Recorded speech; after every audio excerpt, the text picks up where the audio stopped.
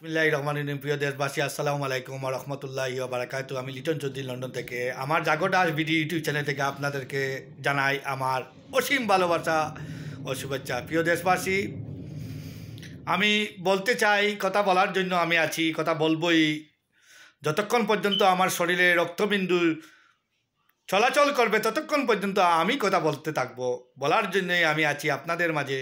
আপনাদের সাথে আমি ভালোবাসা পেতে চাই, আপনাদের মাঝে আমি বেঁচে থাকতে চাই চিরদিন, সেজন্য আমার কথা বলা। প্রিয় দেশবাসী,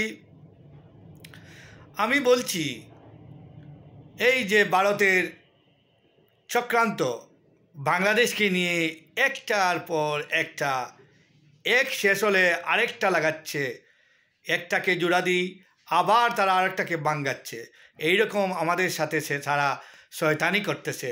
শেষ মুহূর্তে আপনারা দেখতেছেন বাংলাদেশের সাবেক অবৈধ প্রধানমন্ত্রী শেখ হাসিনাকে তারা যে এজেন্ডা বাস্তবায়ন করার জন্য ভারত থাকে, আমাদের দেশের রাডার অফ করে, রাডারকে অফ করে, যে কেউ যেন জানতে পারে না, বুঝতে পারে না হেলিকপ্টারে কোথায় যাচ্ছে, কোথায় তার লাস্ট লোকেশন, সেই লোকেশনটা না জানার জন্য এই রাডারকে অফ করে দিয়ে শেখ হাসিনাকে নিয়েছে ভারত।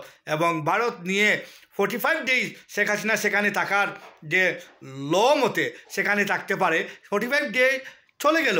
এরপরেও শেখ হাসিনাকে তারা সাপের মতো দুধ কলা দিয়ে পুষছে। এই দুধ কলা খাইয়ে একটা বিষাক্ত সাপকে পুষা মানেই হলো, হ্যাঁ, আমাদের দেশকে এই সাপ দিয়ে আমাদের দেশকে ধ্বংস করার জন্য এই সাপকে তারা দুধ কলা দিয়ে পুষতেছে। মনে রাখবেন, এই দুধ কলা দিয়ে যেন আপনারা যে সাপকে পুষতেছেন, সেই সাপও একদিন আপনাদেরকে ছোবল মারবে। প্রিয় দেশবাসী, আপনারা জানেন আমাদের দেশে এখনও আইনশৃঙ্খলা বাহিনী ঠিক হয় নাই। আজকে কক্সবাজারে আর্মি বীর সৈনিক একজন মারা গিয়েছে, দেশের জন্য জান দিয়েছে। 57 জন সেনাপ্রধান 2009-এর 25 ফেব্রুয়ারি জান দিয়েছে দেশের জন্য। এটা করেছিল ভারত এবং শেখ হাসিনা যৌথ অভিযানে। এরপর এখন দেখতেছেন আপনারা চক্রান্ত করতেছে, শেখ হাসিনাকে দুধ কলা খাওয়িয়ে পুষিয়ে তারা শেষ পর্যন্ত এই দুধ শেখ হাসিনাকে দিয়ে বাংলাদেশে বিভিন্নভাবে তারা সুফল মারার চেষ্টা করবে। এই সেই শেখ হাসিনা যাকে তারা দুধ কলা খাইয়ে তাজা তুজা করে আমাদের দেশের জন্য আবার অস্ত্র হিসাবে ব্যবহার করবে।